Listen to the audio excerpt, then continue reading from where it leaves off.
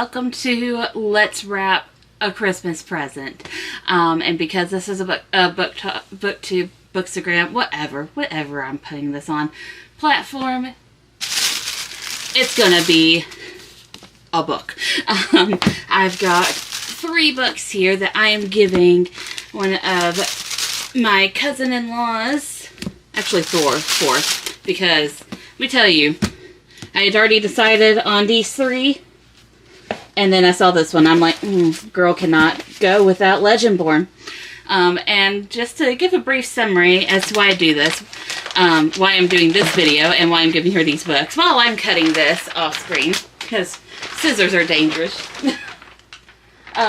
So there's where they are. That was not the safest hiding spot I put them in, I will assure you.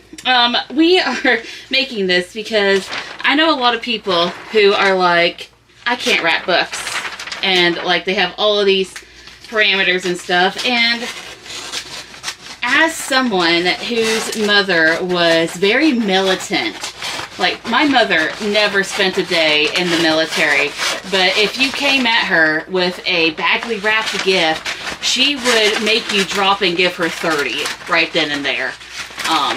Very strict on how presents are presented. And that childhood trauma of making sure that my mother got perfectly wrapped gifts has led me to this beautiful skill, I guess you could call it. Anyways, and now the reason I'm doing these, she's not really my cousin, she is my cousin-in-law. My husband has a cousin, and love her dearly. We share a name, and she is so smart and so awesome and everything. Is just entering college, but homegirl likes Harry Potter too much, and that was cool before the transphobia came out, and now since then I'm trying to politely guide her, because like I really don't like starting family drama, even though I like starting drama online. I don't care to backsass someone, but when it's a family member, I'm a little bit more about that. So I don't know if she knows, so I've just been trying to politely explain.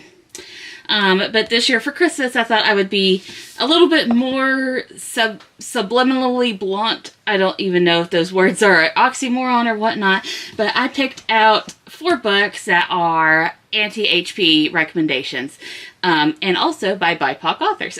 We have Blood Like Magic, which has a lot of fun magical elements, and a trans character. We have Akata Witch, which is basically about our main character who gets accepted into like this magic academy and is thrown into African magic, and it goes a lot into mythology and lore and stuff like that. Amari and the Night Brothers, this main character, this is a middle grade one, but so good. This main character, her brother has been missing, and when she discovers a clue as to where he might be, she joins this magic academy to try to figure out what happened to her brother. And this one, I love Bree, love Legendborn. This one, our main character just recently lost her mom. She got early accepted into like this university, high school program, and there's a lot of elitism and racism there. A lot of it dealing with Arthurian lore and stuff like that, and she has to reach down deep and figure out what is the best way to handle all that. That is a very, very simple summary. There's a lot that goes on in this book. But Marvelous and Bloodmark just came out, by the way. Also, I will say, at the filming of this video, the HarperCollins strike is still going on. I think they're like day 20 or something like that. And unfortunately, I'm not sure, because it's like 5 in the morning, so I'm a little tired, and my roof is leaking, and I've got a lot going on mentally and anxiety-wise, so yeah, I don't know if any of these books are HarperCollins books or not. These are the books I selected for my cousin-in-law. I support the authors of the, not the authors, the See, I'm tired. I'm so tired. I support the authors, of course, but I also support the strikers and them trying to get decent wages and more diversity and stuff like that. Everything, I'm for them. They need to get what they need to get. This is not endorsing HarperCollins whatsoever, but definitely support the authors. Go and buy their books, but hold your blurbs and reviews. Anyways, so what we're going to do first is we're going to take this piece of paper very, very carefully. We're going to select a book. We're going to select Bree for this because honestly, Bree would be up to the task. Now, my mother would have something to say about me doing this lengthwise. She would have a lot of bad things to say about it. Mostly because she thinks that presents have to be facing the same way as the wording, which gets a little confusing with certain wrapping paper. So I might try that. I don't know. Don't really care. Anyways, folding over. You're going to want to get it in about the center, and I don't know if I have this on camera or not. I am so sorry, because this is a very awkward filming job. I'm trying not to get my feet in here, and I'm also trying to film this. If you want to know, the struggle. Now, where the heck did I put the tape? Ah! Name tags, bags. Oh God. Get out of there. Bows. I will need those. I will need bows. It was in those boxes. Oh God. I just launched that piece of tape. Anyways. Slightly moving you to a different angle, but we're going to tape the center.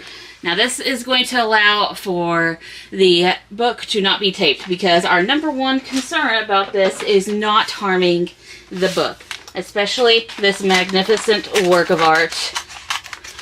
Now a lot of people do this differently. Sometimes they cut it off, sometimes they fold it over.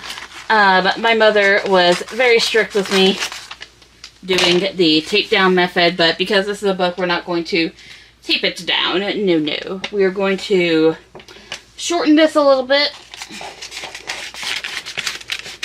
Not a lot, just a little, because we are going to need some length. We're going to pretend that this is taped, and we're just going to crease this over. And I will repeat that because I think I was out of shot. Fold it over. Sometimes you get like a little air bubble. You can just tuck that back in there best you can. This is why sometimes I tape a lot, because honestly, the more tape, the better. Okay, other side. Oh my gosh. We'll move you back a little bit. Take your scissors, and you're going to cut to right about at the book. There we go. You don't want to cut into the book, and you don't want to cut after the book. You just want to kind of get it just so. You're going to cut this and have like a little tail.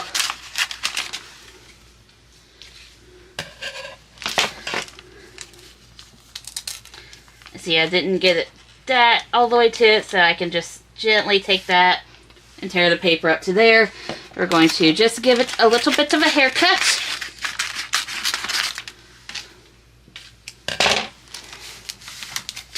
Fold. Fold. And fold.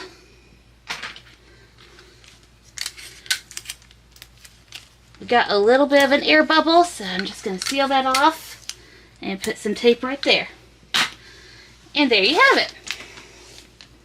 Pretty good. I missed that part right there. My mother would count off points for that. That right there. There's a little bit of air pocket right there. But that is like 85%. 85% good. This does take some practice. Also, she would score me incorrectly on the words like not being directly, straight. But we're not straight, so it doesn't matter. Anyways, so there's book 1, and so you can totally wrap books. It's not hard, I promise. It's not hard to wrap things. It's just a little intimidating at first, but you know, practice on like a book you don't really give a crap about. you'll get the hang of it. So now I am going to go and I'm going to wrap these other 3 books. And yeah, spread some Christmas cheer to my cousin-in-law. So thank y'all for watching, and I will see y'all later. Bye.